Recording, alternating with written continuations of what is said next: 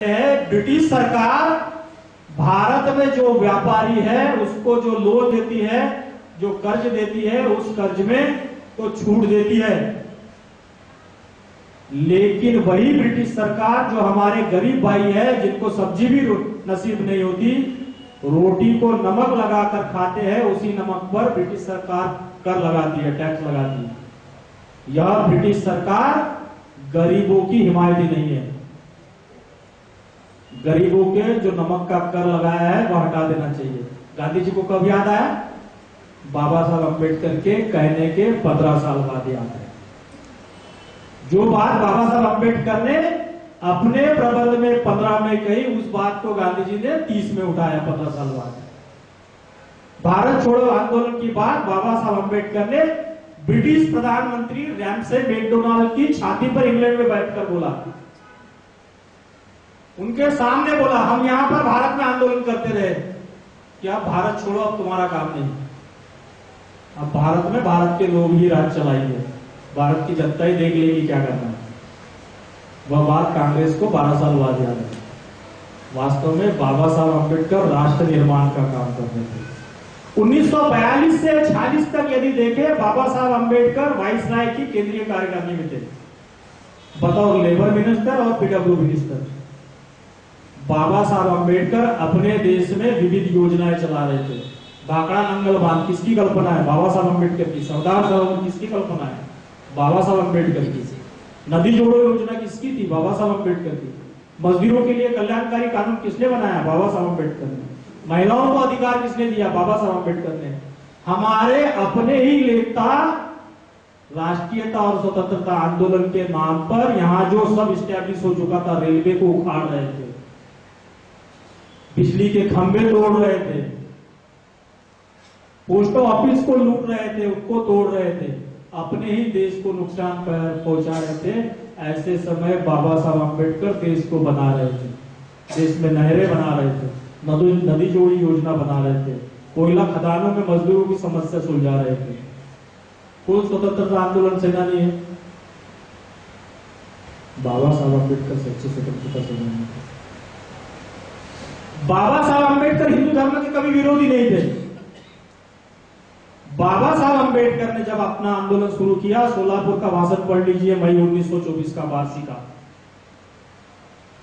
बाबा साहब अम्बेडकर यदि चाहते तो दलितों का प्रश्न उनके लिए महत्वपूर्ण नहीं था। बाबा साहब अम्बेडकर ने जब भारत में अपना आंदोलन शुरू किया, 1917-18 में बाबा साहब अम्बेडकर आए। उस समय बाबा साहब अम्बेडकर यदि चाहते तो दलितों की समस्या उनके लिए चुटकी में सुलझ जाती, लेकिन बाबा साहब अम्बेडकर अपने देश का ही चाहते थे, दलितों का केवल नहीं। बाबा साहब अम्बेडकर यहाँ आए, ब्रिटिश मिशनरी के लोग तो बैठे ही थे, क्रिश्चियन मिशनरी के लोग। दलितों को बाबा साहब अम्बेडकर 2 साल इधर उधर घूमते, प्रचार करते, क्रिश्चियन बना देते। ब्रिटिश लोग क्या करते? दलितों को सारी सुविधाएं दे देते, उनके लिखाई पढ़ाई का खर्चा कर लेते। 10-12 साल में सारे दलित लिख पढ़ जाते। ब्रिटिशों का साथ देते। ब्रिटिश और दलित मिलकर इस देश से कभी भी नहीं चाहते राज करते। बाबा साहब अम्बेडकर स्वार्थी नहीं थे। बाबा साहब अम्बेडकर ऐसा कर सकते थे। आज ब्राह्मणों के सर पर बाबा साहब अम्बेडकर बैठे होते, लेकिन बाबा साहब अम्बेडकर सच्चे राष्ट्रभक्त थे। बाबा साहब अम्बेडकर को इस देश की चिंता थी कि मेरा देश एक अच्छा देश बने, यहां सारे लोग समानता से रहे, स्वतंत्रता से रहे, भाईचारे से रहे, सभी को समान रूप से न्याय मिल सके। यह बाबा साहब अम्बेडकर की कल्पना थी। इसीलिए बाबा साहब अम्बेडकर ने कहा, कोई कहता है मैं पहले हिंदू हूं और बाद में भारतीय हूं, कोई कहता है मैं पहले भी हिंदू हूं बाद में भी हिंदू हूं, कोई कहता है मैं पहले मुसलमान हूं और बाद में भारतीय हूं। लेकिन बाबा साहब अम्बेडकर ही एक ऐसे नेता थे जो कहते थे मैं पहले भी भारतीय हूं और अंततः भी भारतीय ही रहूंगा। उनको अपने देश की चिंता थी, केवल दलितों की नहीं। सोलापुर का भाषण बाबा साहब अम्बेडकर कहते हैं मई 1924 में वार्षिक में, यदि हिंदू समाज को एक संघ समाज बनाना होगा तो सभी ने अपने जाति सूचक नाम छोड़ देना चाहिए। ब्राह्मण होगा तो ब्राह्मण के प्रति ही उसको अपनापन होता है, मराठा होगा तो मराठे को मराठे के प्रति ही अपनापन होता है, दलित होगा तो दलित को दलित के प्रति ही अपनापन होता है। हमने अपने जाति सूचक नाम छोड़कर केवल एक नाम धारण करना चाहिए और वह हिंदू होना चाहिए। तभी हिंदू समाज एक अच्छा समाज बन सकता है, एक संघ समाज बन सकता है। बाबा साहब अम्बेडकर को हिंदू धर्म से कभी विरोध नहीं रहा, उन्होंने इसको अच्छा बनाने की हमेशा चाहत रखी। लेकिन जब बाबा साहब अम्बेडकर ने देखा कि ऐसा नहीं हो सकता, तभी उनको घोषणा करनी पड़ी कि मैं हिंदू धर्म में पैदा हुआ लेकिन हिंदू धर्म में मरूंगा नहीं। उसके बाद उन्होंने बुद्ध धर्म की राह चुनी है। दूसरा गोलमेज सम्मेलन हुआ, तीसरा हुआ, मैं अधिक समय न लेके तारीख भी नहीं बताऊंगा, ये तो आप सभी लोग जानते हैं। इसमें भी भारतीय संविधान नहीं बन सका। इसके बाद एक और प्रयास हुआ, सर तेज बहादुर सप्रू की अध्यक्षता में एक समिति बनाई गई थी, लेकिन यह भी संविधान नहीं बना पाया। जुलाई 1945 में ब्रिटेन में लेबर पार्टी की सरकार बनी और प्रधानमंत्री एटली प्रधानमंत्री बने, और शीघ्र ही उनकी सरकार बनते उन्होंने घोषणा कर दी कि भारत में अभी सार्वजनिक चुनाव होंगे, और यह चुनाव दिसंबर 1945 से लेकर जनवरी 1946 तक होंगे। और बाबा साहब जानते थे 1937 में पहली बार जब 1935 में 35 का गवर्नमेंट ऑफ इंडिया एक्ट बना, भारतीय अधिनियम 1935, उसी के आधार पर पहली बार 1937 में संपूर्ण भारत में विधानसभा के चुनाव हुए थे, जिसमें जोगेंद्रनाथ मंडल भी बंगाल प्रदेश से चुनकर आए थे। और इसके बाद चुनाव नहीं हुए थे, सीधे 1946 में चुनाव हुए, 45-46 में। बाबा साहब अम्बेडकर ने 1942 में, जुलाई 1942 में all India schedule caste federation की स्थापना की थी, और बाबा साहब अम्बेडकर भी इस फेडरेशन को चुनाव में उतारना चाहते थे। इसीलिए उन्होंने 2 से लेकर 4 अक्टूबर 1945 के दौरान पूना के अहिल्या आश्रम में all India schedule caste federation के वर्किंग कमेटी की एक बैठक बुलाई थी। इस बैठक में बंगाल प्रांत से जोगेंद्रनाथ मंडल भी आए थे, और यहां एक निर्णय लिया गया था। बाबा साहब अम्बेडकर ने एक संदेह व्यक्त किया था, देखो अभी कोई सोच भी नहीं सकता था, लेकिन बाबा साहब अम्बेडकर कितनी दूरदृष्टि रखते थे। बाबा साहब अम्बेडकर ने कहा कि अभी जो विधानसभाओं के चुनाव होने जा रहे हैं, मुझे ऐसा लगता है कि जो विधायक चुने जाएंगे, शायद यही विधायक आगे चलकर संविधान सभा के भी सदस्य चुनेंगे, और इसीलिए हमने अधिक से अधिक संख्या में हमारे शेड्यूल कास्ट फेडरेशन के उम्मीदवार कैसे चुनकर आएंगे, इसकी ओर ध्यान देना चाहिए। 3 अक्टूबर 1945 को डॉक्टर अंबेडकर पॉलिटिकल स्कूल की स्थापना की गई, जो पूना के अंदर में जोगेंद्रनाथ मंडल जी के हाथ से उद्घाटन किया गया था। उसका डॉक्टर अंबेडकर पॉलिटिकल स्कूल। बाबा साहब अम्बेडकर ने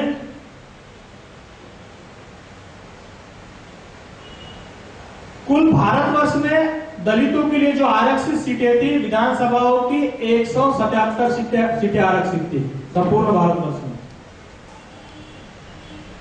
जो बाबा साहब अम्बेडकर ने विभक्त मतदार संघ जो दलितों के लिए चुना था, कांग्रेस ने जिसका विरोध किया था, गांधी जी ने जिसका विरोध किया था, और बाद में संयुक्त मतदार संघ मिला, इसके तहत 177 जगह संपूर्ण भारतवर्ष में दलितों के लिए आरक्षित रखी गई। 30 नवंबर 1945 को अहमदाबाद से डॉक्टर बाबा साहब अम्बेडकर ने अपने चुनाव प्रचार की शुरुआत की, और संविधान के बारे में डॉक्टर बाबा साहब अम्बेडकर कहते हैं, दलितों की सहमति लिए बगैर यदि इस देश में कोई भी संविधान बनाया जाता है और दलितों के हितों की बात यदि उसमें नहीं होगी, तो हम उस संविधान को मानने के लिए बंधनकारी नहीं होंगे। 177 सीटें दलितों के लिए आरक्षित थी, लेकिन शेड्यूल कास्ट फेडरेशन के पास ना तो ऐसे लोग थे ना पैसा था।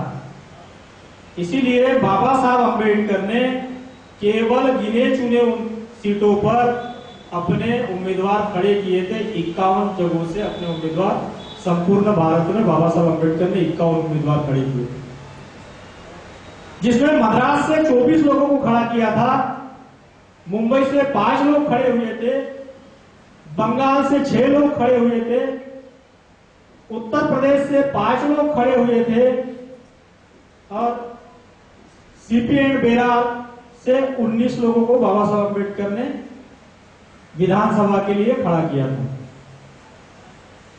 फरवरी 1946 में चुनाव संपन्न हुए।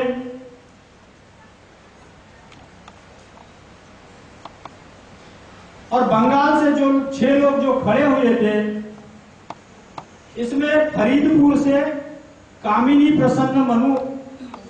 प्रसन्न मजूमदार, ढाका से चंद्रमाधव सरकार, जसौर से उपेंद्रनाथ मल्लिक, भाकड़गंज उत्तर से जो जनरल सीट थी यहां से महाप्राण जोगेंद्रनाथ मंडल, और भाकड़गंज दक्षिण जो रिजर्व सीट थी यहां से 1937 में भी जोगेंद्रनाथ मंडल चुनकर आए थे, यहां से भी वे खड़े हुए। जो जनरल सीट से महाप्राण जोगेंद्रनाथ मंडल चुनकर आए थे 1937 में, और जोगेंद्रनाथ मंडल भाकड़गंज से ही आरक्षित सीट से, दक्षिण जो भाकड़गंज था वहां से आरक्षित सीट से खड़े हुए, और अपनी पुरानी सीट से तो वे चुनकर नहीं आ सके, लेकिन आरक्षित सीट से वे चुनकर आ गए, भाकड़गंज दक्षिण की। और जो चुनाव परिणाम की घोषणा 1946 में जो संपूर्ण भारतवर्ष में विधान सभा के जो चुनाव हुए, मित्रों बड़े दुख के साथ कहना पड़ता है कि संपूर्ण भारतवर्ष में all India schedule caste federation की केवल बंगाल से एक सीट चुनकर आई। ना तो कहीं महाराष्ट्र से आए, ना उत्तर प्रदेश से आए, ना मद्रास से आए, केवल एक सीट, वह भी जोगेंद्रनाथ मंडल की भाकड़गंज दक्षिण की आरक्षित सीट से जोगेंद्रनाथ मंडल चुनकर आए थे। जोगेंद्रनाथ मंडल ने उस समय यहां से बंगाल प्रांत से 30 सीटें आरक्षित थी, 30 में से 26 आरक्षित सीटों से कांग्रेसी उम्मीदवार चुनकर आए, 3 उम्मीदवार स्वतंत्र उम्मीदवार चुनकर आए आरक्षित सीट से, और एक शेड्यूल कास्ट फेडरेशन से जोगेंद्रनाथ मंडल चुनकर आए। तभी बाबा साहब अम्बेडकर की बात सच हुई। बाबा साहब अम्बेडकर को लगा कि संयुक्त निर्वाचन जो प्रणाली होती है यह हमारे लिए कभी भी लाभदायक नहीं हो सकती, हानिकारक है। क्योंकि संयुक्त निर्वाचन प्रणाली में आरक्षित सीट से दलित आदमी खड़ा तो हो सकता है, लेकिन उसको जो मतदान करने वाले लोग रहते हैं केवल दलित नहीं रहते, वह सारे समाज के लोग रहते हैं, उसमें सवर्ण भी रहते हैं, और सवर्ण लोग ऐसे ही उम्मीदवार को चुन कर देंगे जो उनके फायदे के लिए काम करें। बाबा साहब अम्बेडकर पृथक निर्वाचन प्रणाली के माध्यम से जो गांधी जी जो गोलमेज सम्मेलन के माध्यम से बाबा साहब अम्बेडकर ने हासिल की थी, वे चाहते थे कि यही पद्धति लागू हो, क्योंकि उसमें ऐसी प्रणाली, ऐसी पद्धति थी कि केवल दलित उम्मीदवार जो खड़ा होगा उसको केवल दलित लोग ही चुनकर देंगे, दलित लोग ही उसको वोट देंगे। और बाबा साहब अम्बेडकर जानते थे कि दलित लोग अपने ऐसे उम्मीदवार को वोट देंगे जो उनके फायदे का लगे, जो उनको लगे कि यह हमारा काम करेगा। इसलिए बाबा साहब अम्बेडकर चाहते थे कि ऐसे उम्मीदवार चुनकर। पृथक निर्वाचन प्रणाली में क्या हुआ जो 46 में हुई, 30 में से बंगाल से 26 लोग कांग्रेस से चुनकर। क्या काम करने वाले थे दलित समाज का?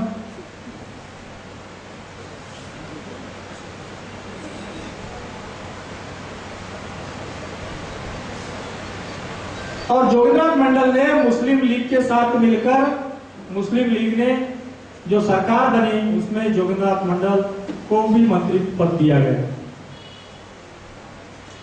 और फरवरी 1946 में कैबिनेट मिशन भारत में आया। अब चुनाव होने के बाद में भारत में कैबिनेट मिशन आया कि यहां पर अभी सत्ता परिवर्तन करना है, भारत का संविधान बनाना है कि यहां के लोगों को मत जानने के लिए। जो कैबिनेट मिशन फरवरी 1946 में भारत में आया, उसमें मुख्य रूप से लोग थे भारत सचिव lord Pethick Lawrence, AP Alexander, sir Stafford Cripps. यह मिशन 24 मार्च 1946 को दिल्ली में पहुंचा। इस मिशन ने भारत के उस समय के तमाम बड़े बड़े नेताओं से मुलाकात की, लेकिन डॉक्टर बाबा साहब अम्बेडकर से कभी भी नहीं मिला। यह मिशन जरूरत भी नहीं समझा, क्योंकि उस समय जो कांग्रेसी नेता थे उन्होंने ऐसा बताया था कैबिनेट मिशन को, अभी अभी जो इलेक्शन हुए हैं फरवरी 1946 में, इसमें शेड्यूल कास्ट फेडरेशन का संपूर्ण भारतवर्ष में केवल एक ही विधायक आया है, और जो 177 सीटें दलितों के लिए आरक्षित थी उसमें से अधिकांश सीटों पर कांग्रेस के उम्मीदवार चुनकर आए हैं। इससे आप लोगों को सीधा अंदाजा हो जाएगा कि दलितों की हितैषी कौन है, दलितों को किसने वोट दिए हैं। अर्थात जो कांग्रेसी विधायक है, दलित विधायक है, पूरे के पूरे 177 में से केवल एक ही उम्मीदवार जो है शेड्यूल कास्ट फेडरेशन का आया है। इसलिए डॉक्टर अंबेडकर का दलितों के प्रति कोई झुकाव नहीं है, और दलित भी डॉक्टर अंबेडकर की पार्टी को नहीं चाहते, इसीलिए डॉक्टर अंबेडकर की केवल एक ही सीट आई है। और इस बात को सच मानकर कैबिनेट मिशन ने भी डॉक्टर बाबा साहब अंबेडकर से मिलने की जरूरत महसूस नहीं की। लेकिन बाबा साहब अंबेडकर चाहते थे कि किसी भी तरह से वो शेड्यूल कैबिनेट मिशन से मिला जाए। इसीलिए बाबा साहब अंबेडकर ने 2 अप्रैल 1946 को दिल्ली में अपने बंगले पर all India schedule caste federation के नेताओं की एक बैठक बुलाई। यह बैठक उस समय जो मद्रास के एन शिवराज थे, इनकी अध्यक्षता में बुलाई गई थी, लेकिन किसी कारणवश यह जब बीमार हो गए, नहीं आ सके, तो नागपुर के एक नेता थे दशरथ पाटिल, इनकी अध्यक्षता में बाबा साहब अंबेडकर के निवास स्थान पर यह बैठक हुई थी।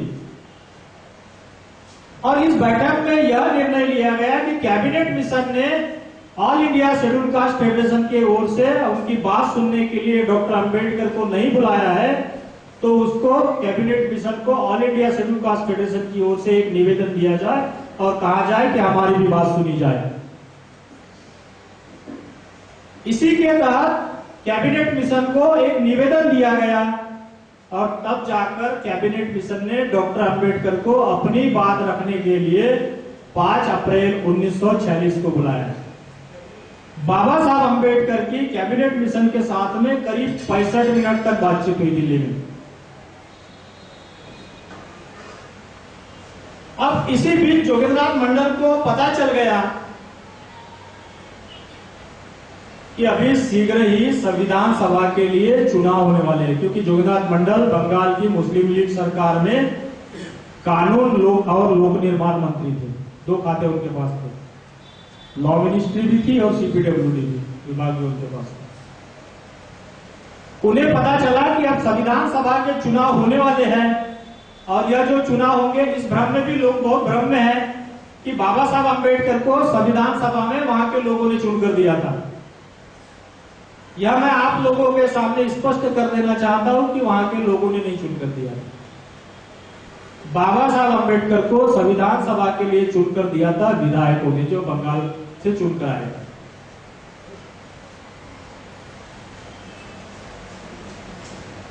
फिर से 19 मई 1946 को बाबा साहब अंबेडकर के ही निवास स्थान पर अपनी व्यूह रचना तैयार करने के लिए कि संविधान सभा के लिए हम क्या करें, हमारे पास तो एक ही उम्मीदवार है और कम से कम एक उम्मीदवार भी संविधान सभा के लिए चुनकर जाने के लिए 5 विधायकों की आवश्यकता होती थी। 5 एमएलए चाहिए होता था। शेड्यूल कास्ट फेडरेशन के पास कितने एमएलए थे? केवल 1 थे। बंबई से तो खड़ा होने का सवाल ही नहीं था, ना मद्रास से खड़ा होने का सवाल था। विधायक ही नहीं थे, यहां से खड़ा होने का कहां प्रश्न आया?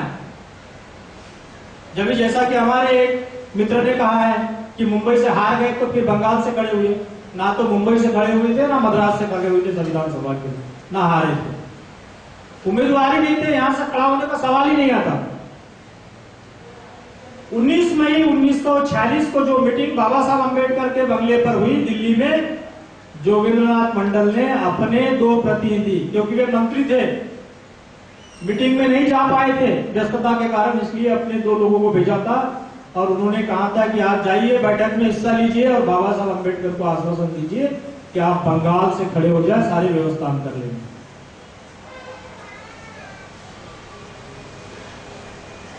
4 बंगाल से जो दिल्ली में जो भाषण हुआ, दिल्ली में जो मीटिंग हुई, यहां से जो 2 लोग जोगेंद्रनाथ मंडल ने भेजे थे, उन 2 लोगों ने जाकर बाबा साहब अम्बेडकर को अपनी बात बताई। जोगेंद्रनाथ मंडल ने जो कहा था कि आप बंगाल से खड़े हो जाओ, जोगेंद्रनाथ मंडल को सारे जो बैठक में जो हुआ वह उनको सुनाया और वहां सुनाने के बाद, वह सुनने के बाद जोगेंद्रनाथ मंडल जी ने 4 जून 1946 को बंगाल में बंगाल शेड्यूल कास्ट फेडरेशन की एक बैठक बुलाई और सारे बंगाल के उस समय के दलित नेताओं को उन्होंने कहा कि डॉक्टर अंबेडकर को हम बंगाल प्रांत से खड़ा करना चाहते हैं और हमें सभी को मिलजुल कर डॉक्टर अंबेडकर को यहां से चुनकर देना है, क्योंकि डॉक्टर अंबेडकर ही एक ऐसे व्यक्ति है जो संविधान सभा में जाकर हमारे हितों की सुरक्षा कर सकते हैं। 17 जुलाई 1946 का दिन बंगाल विधान परिषद में संविधान सभा के चुनाव की तारीख घोषित की गई। 17 जुलाई 1946 को बंगाल में संविधान सभा के सदस्य चुनने के लिए मतदान करना था। फिर से 8 जून 1946 को जोगेंद्रनाथ मंडल ने बंगाल प्रांत के संविधान सभा के लिए खड़ा करने के लिए बंगाल शेड्यूल कास्ट फेडरेशन की ओर से एक प्रस्ताव पारित किया और यह प्रस्ताव उस समय बंगाल के जो गवर्नर थे, गवर्नर इनको भेजा और कहा कि डॉक्टर अंबेडकर पर हमारा विश्वास है, हम डॉक्टर अंबेडकर को यहां से खड़ा करना चाहते हैं और डॉक्टर अंबेडकर ही हमारे सर्वमान्य नेता है, वही हमारे सब कुछ है। और जब सभी को विश्वास में ले लिया जोगेंद्रनाथ मंडल जी ने बंगाल के सारे दलित नेताओं को, तो उन्होंने बाबा साहब अम्बेडकर को बंगाल में आमंत्रित किया। शुक्रवार 28 जून 1946 को डॉक्टर बाबा साहब अम्बेडकर उस समय के बड़े दलित नेता पीएम राजभोज और भाऊराव गायकवाड़ के साथ 28 जून 1946 को कोलकाता पहुंचे। रविवार दिनांक 30 जून 1946 को कोलकाता के इंडियन एसोसिएशन हॉल में डॉक्टर बाबा साहब अम्बेडकर की एक जंगी जाहिर सभा हुई, विशाल जाहिर सभा हुई।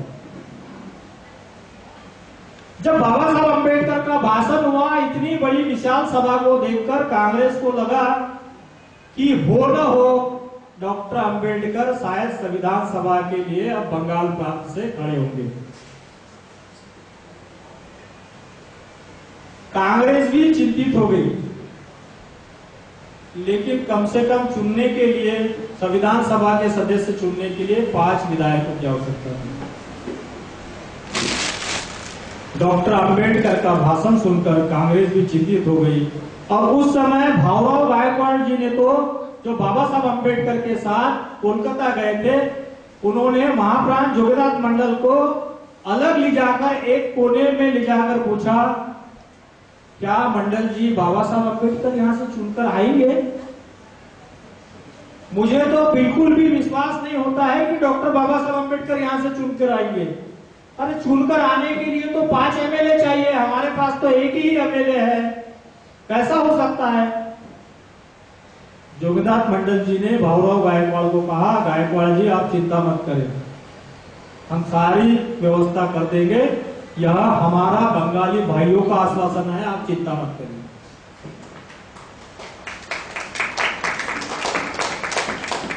बाबा साहब अम्बेडकर को लगता था खैर कोई बात नहीं, हमारे पास कम से कम एक विधायक तो है, क्योंकि बाबा साहब अम्बेडकर ने 1942 से लेकर 1946 तक ब्रिटिश गवर्नमेंट में वे लेबर और पीडब्ल्यूडी मिनिस्टर थे।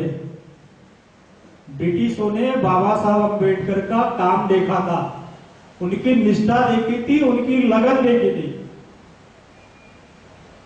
बंगाल, बिहार और उड़ीसा में बाबा साहब अम्बेडकर ने उस समय कई बड़े बड़े काम किए हैं। बाबा साहब अम्बेडकर को लगता था यहाँ के जो यूरोपियन सदस्य है, एंग्लो इंडियन सदस्य विधायक है, शायद मेरा एक विधायक, मेरा एक एमएलए और मेरे बाकी साथ जो है वह हमें यदि सपोर्ट कर दे तो मैं संविधान सभा के लिए चुनकर जा सकता हूं। उन्होंने, यूरोपियन लोगों ने वहां पर 21,000, आसाम और बंगाल में 21,000 यूरोपियन सदस्य रहते थे, एंग्लो इंडियन सदस्य रहते थे। उन्होंने एक मांग की थी कि हम इतनी बड़ी तादाद में यहाँ है तो संविधान सभा में हमें भी हिस्सा मिलना चाहिए, कम से कम हमारे 7 प्रतिनिधि संविधान सभा में होना चाहिए। कांग्रेस ने इसका विरोध किया कि ऐसा नहीं हो सकता, हम 7 प्रतिनिधि नहीं देंगे आप लोगों को। इसका इतना गंभीर परिणाम हुआ कि जो यूरोपियन सदस्य थे, इन्होंने संविधान सभा के चुनाव का बहिष्कार कर दिया। अब डॉक्टर अंबेडकर को तो वोट देने का सवाल ही नहीं आता, यूरोपियन सदस्यों ने चुनाव का बहिष्कार कर दिया था। ऐसे भी कठिन परिस्थिति में बाबा साहब अम्बेडकर को अब लगता था अब कुछ नहीं हो सकता। बाबा साहब को लग रहा था कम से कम यूरोपियन सदस्य वोट दे देंगे, मैं चुनकर आ जाऊंगा, मेरा एक विधायक मुझे दे देगा, तो 4 और कोई दे देंगे तो हो जाएगा। लेकिन बाबा साहब अम्बेडकर की यह जो आशा थी वह भी धूमिल हो गई। इसी बीच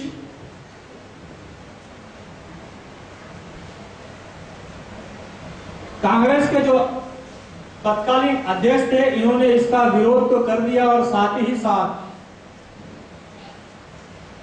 सरदार वल्लभ भाई पटेल, जिसे लौह पुरुष कहा जाता है, इन्होंने बाबा साहब अम्बेडकर बंगाल से संविधान सभा में खड़े होंगे यह भागते ही अपना वक्तव्य दे दिया था।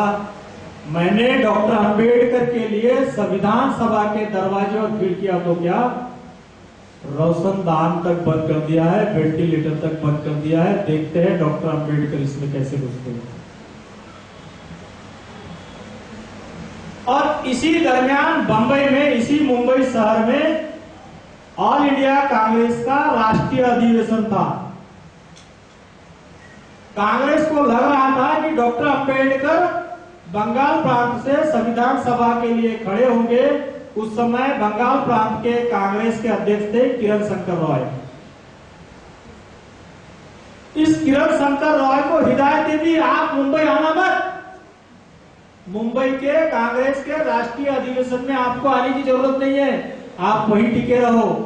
डॉक्टर अम्बेडकर किसी भी तरह बंगाल प्रांत से संविधान सभा के लिए खड़े नहीं होना चाहिए,